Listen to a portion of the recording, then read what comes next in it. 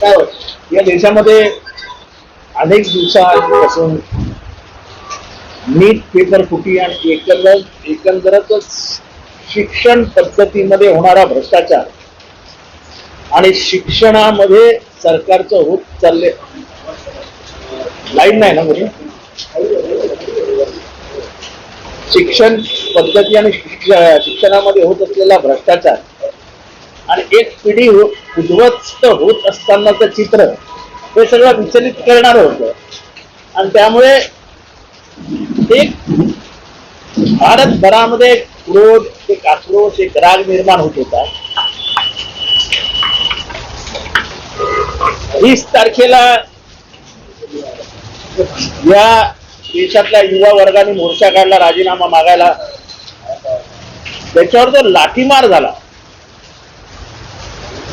मला वाटतं की तो अमानवी होता, ज्याला अनकॉल्ड फॉर म्हणतात तसा होता. आंदोलन चिघळत गेलं. या आंदोलनाचं मुख्य वैशिष्ट्य काय होतं तर या आंदोलनामध्ये हिंसा कमी होती, पण मात्र ज्या शब्दात त्यांना थोबाडीत मारता येत होती तशी थोबाडीत गेल्या 70 वर्षात मारताना मी बघितलेली नाही. हसत खेळत ते मजा करत तुमची टिंगल उडवायची, पण नेमकी जी टोपी उडवायची तशी टोपी उडवताना उडवणं सोपं नव्हतं. त्यांच्या घोषणा, त्यांच्यातला उत्साह. काल रात्रीचं चित्र, गेले 4 दिवस मी चित्र बघतोय. 4 वाजता चौकून भागून रस्त्यावर तसेच उघडे कपड्यानिशी झोपलेत. कोण कुठल्या जातीचा पंथाचा कुठलाच आता पत्ता नाही. एक अनोखं आंदोलन होतं. आणि अशी आंदोलनं जेव्हा पेटतात तेव्हा या देशाचा इतिहास आहे झुकावच लागतो. जसं मी सांगतो की 73 ते 75, 75 ते 77 आणि इंदिरा गांधींचा पराभव, हा कुठल्या मोठ्या नेत्यांनी नंतर आले मोठे नेते, पण आधी गुजरात आणि बिहारच्या विद्यार्थ्यांनी सुरू केलेलं आंदोलन अखेरीस इंदिरा गांधींच्या पराभवाकडे घेऊन गेलं. तसंच झालं.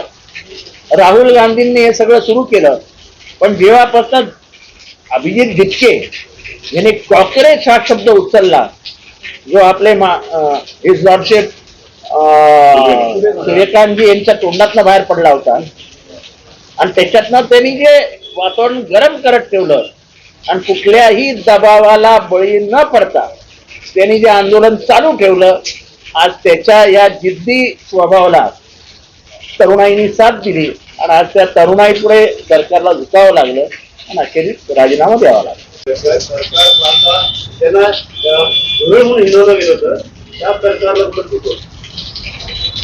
पंतप्रधान मोदींची असं नाही, तर राजकीय वातावरण मात्र सरकार विरोधी आता देशात तयारच झालं. हा पेपर लीक हा एक भाग झाला, पण वाढती महागाई, वाढती बेरोजगारी, आंतरराष्ट्रीय स्तरावरती भारताची झालेली नामुष्की, आपली आजची आर्थिक परिस्थिती, या सगळ्यामुळे इथेनॉल, या सगळ्यामुळे लोकांमध्ये जो राग होता ते आपण कुकर मध्ये शिजवत असतो तेव्हा ते बाहेर पडतं ना वेंट, तसा तो पेपर लीकनी हवा दिली आणि देशभरात सगळं पेटलं. काय वाटतं गेल्या 2014च्या आधी जे निर्भयाचं आंदोलन झालं होतं ते निर्भयाचं आंदोलन हे मूळ ठरलं आणि नंतर सत्ता बदल झाला. आता हे जे आंदोलन आहे या आंदोलनामुळे येणाऱ्या काळातल्या सगळ्या आंदोलनाला कलाटणी मिळेल आणि 2029चं चित्र आता दबाव निर्माण राहील. हा दबाव जो निर्माण झाला आहे एवढ्या लवकर जाणार नाही. आणि आता जसं आहे आता आंदोलन चालूच राहणार. आता आत्ताच माझ्या कानावर आलं की इथेनॉल विरुद्ध आंदोलन सुरू होतंय. आणि एकदा का दहशत संपली, एक तर दहशतीवर तर राज्य व्यवस्था चालवायची नसते. राज्य व्यवस्था ही नेहमी प्रेमाने चालवायची असते, आपलेपणाने चालवायची असते. तुम्ही दहशत निर्माण केली, एकदा दहशतीचा तो सगळा बुजगावणं कोसळलं की मात्र मग सगळे परिस्थितीच अवघड होते. प्रेमाने हाताळलं असतं, पहिल्याच दिवशी या पोरांच्या डोक्यावरनं प्रेमाने हात फिरवला असता तर परिस्थिती वेगळी असते. पोरांना प्रेमाची गरज होती. तुम्हाला वाटलं ते लाट्यागाट्यांना घाबरून जंतर मंतरवर येणार नाही, आदल्या दिवशी मार खाल्लेली पोरं दुसऱ्या दिवशी परत जंतर मंतरवर यायची. तर त्याप्रमाणे जनता राहिलेलं आहे. या देशातली लोकशाही, या देशातला भीमराव आंबेडकर प्रत्येकाच्या हृदयात जागा आहे हे दाखवून दिलं. या तरुण पोरांनी हे पण दाखवून दिलं की या देश गांधींचा आहे. एवढा मार खाऊन सुद्धा या पोरांनी कुठेही हिंसक प्रतिक्रिया किंवा कायदा सुव्यवस्था बिघडवणारी परिस्थिती निर्माण केली नाही. कुठेही कायदा सुव्यवस्था आपल्या हातात घेतला नाही.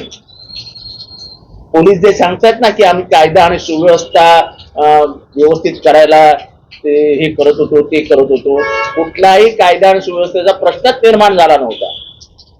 दादर मधल्या एका प्रसंगामध्ये एका बाईला म्हणजे एका पुरुषाला पकडायला गेल्यानंतर एक बाई मध्ये आली वगैरे वगैरे, तेव्हा आमच्या तुमच्या लक्षात कसं येत आहे स्त्रीच्या शरीराचा भाग कुठल्या आपल्या हातात आलेला आहे हे पोलिसाला कळलं नाही.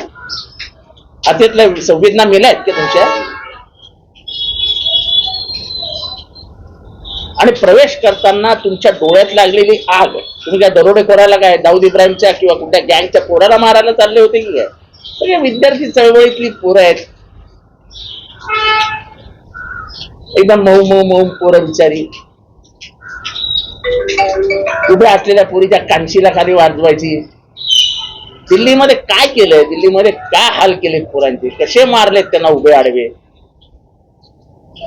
आणि वर्दी नसलेले कोण माणसं पोरांना मारत होती, कोण माणसं सोडून गेला.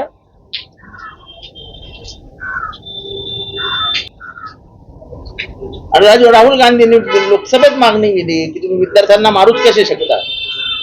आणि मारायची काही पद्धती असते, तुम्ही गन्सचा वापर करता, पेलेट गनचा.